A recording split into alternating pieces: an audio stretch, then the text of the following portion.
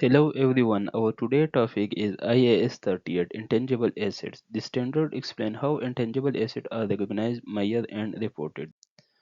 In this presentation, I will first explain the meaning of intangible assets and then discuss the objective and scope of IAS 38. After that, I will cover the accounting treatment including how we determine the useful life of intangible assets and how they are amortized. I will also explain impairment of intangible assets and finally conclude with a practical example of a patent to help understand the concepts better. According to IAS 38 paragraph 8, an intangible asset is defined as an identifiable non-monetary asset without physical substance. This means the asset cannot be seen or touched, but it can still be clearly identified, such as patent or trademark. The asset must be controlled by the entity, which means the company has the power to use it and restrict others from using it. Most importantly, the asset should be capable of generating future economic benefits such as revenue, cost saving, or improved efficiency. Therefore, for example purpose, we should remember three key points: identifiable, non-monetary in nature, and no physical substance. Now coming to the scope of IAS 38, this standard apply to various types of intangible assets used by an entity. It includes computer software, whether purchased or internally developed, provided it meets the recognition criteria. IAS 38 also covers patents, copyright, trademark, and brand names, as these assets are identifiable and generate future economic benefits. Further, it applies to license and franchises as well as customer lists if they are controlled by the entity. In addition, internally developed software and development costs are included in the scope but only with specific conditions laid down by IAS 38 are satisfied. Although IAS 38 deals with intangible assets, it does not apply to all of them. Goodwill is excluded from IAS 38 and is accounted for under IFRS 3. Intangible assets held for sale are covered by IFRS 5, while financial assets fall under IFRS 9. Similarly, deferred tax assets are governed by IAS 12 and leases of intangible assets are accounted for under IFRS 16. In addition, exploration and evaluation assets come under IFRS 6 and biological assets are covered by IAS 41. Therefore, it is important to identify the correct standard before applying IAS 38. Now coming to the recognition criteria, which is very important under IAS 38. An intangible asset is recognized only if two main conditions are satisfied. First, it must be probable that future economic benefits will flow to the entities such as income or cost savings. Second, the cost of the asset should be capable of being measured reliable. In addition to this, the asset must be identifiable, meaning it is either separable or arises from contractual or legal rights, and it must be controlled by the entity. If any of these conditions are not met, the expenditure is not capitalized and must be expensed immediately. Now let us move into internally generated intangible assets, which is highly frequency exam area. Under IAS 38, IAS 38 clearly distinguish between the research phase and the development phase. The research phase involves original and planned investigation undertaken to gain new knowledge. Activities such as exploration, searching, and evaluation of alternatives fall under this phase, since at this stage future economic benefits cannot be demonstrated with certainty. All research costs are always expensed immediately and are never capitalized as an intangible asset.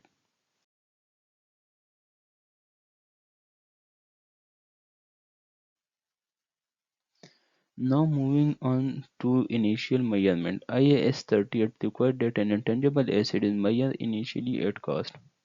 This cost includes the purchase price along with import duties and non-refundable taxes paid to the acquirer the asset. It also includes directly attributable costs such as legal fees and testing costs, which are necessary to bring the asset to a condition ready for use. However, certain costs are specifically excluded from capitalization, such as training costs, advertising expense, startup costs, and general overheads. These exclude costs do not directly bring the asset to its working condition and are therefore expense immediately. For exam point of view, only capitalized costs that are directly attributable to making the asset ready for use. Now let us discuss subsequent measurement of intangible asset. After initial recognition, the entity must choose only one model and apply it consistently. The first option is the cost model where the asset is carried at cost minus accumulated amortization and any impairment losses. The second option is the revaluation model, but this is allowed only when an active market exists, which is very rare for intangible asset. Under the revaluation model, the asset is measured at fair value less accumulated amortization and impairment. Therefore, from an exam point of view, remember that the revaluation model is rarely applicable to intangible asset. Most intangible assets are measured using the cost model.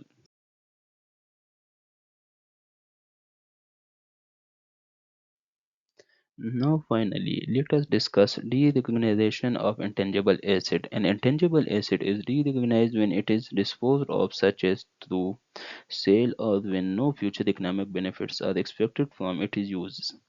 At the time of de-recognition, the entity calculates the gain or losses, which is the difference between the proceed received and the carrying amount of the assets.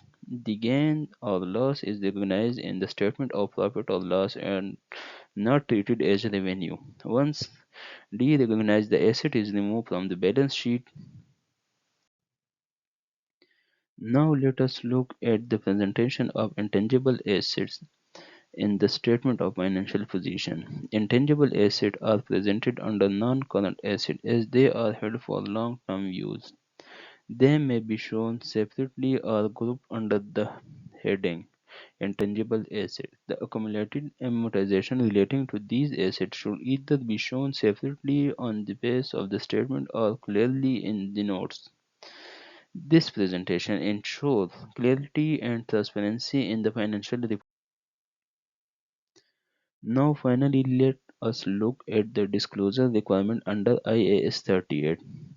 Entities are required to disclose the useful lives of intangible assets, whether they are finite or indefinite, along with the amortization method used. They must also disclose the gross carrying amount of intangible asset and the related accumulated amortization and impairment losses. In addition, a reconciliation of opening and closing balance must be provided to show movement during the period. Entities are also required to disclose research and development expenditure that has been expensed. Lastly, if any intangible asset are measured using the revaluation model, full detail of such revalued intangible must be disclosed. Disclose focus on useful life, amortization moment, and research and development cost.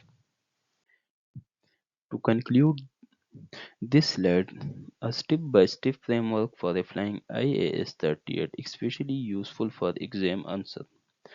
First, we check whether the item is intangible and identifiable and whether it is controlled by the entity. Next, the assess whether future economic benefits are probable and whether the cost can be measured reliable. Then we determine whether the expenditure relates to the research phase or the development phase as the accounting treatment differs. Once recognized, the asset is measured initially at cost and the entity choose either the cost model or the valuation model for subsequent measurement. Finally, we determined the useful life, decided whether to amortize or test for impairment, and ensure proper disclosure in the financial statements.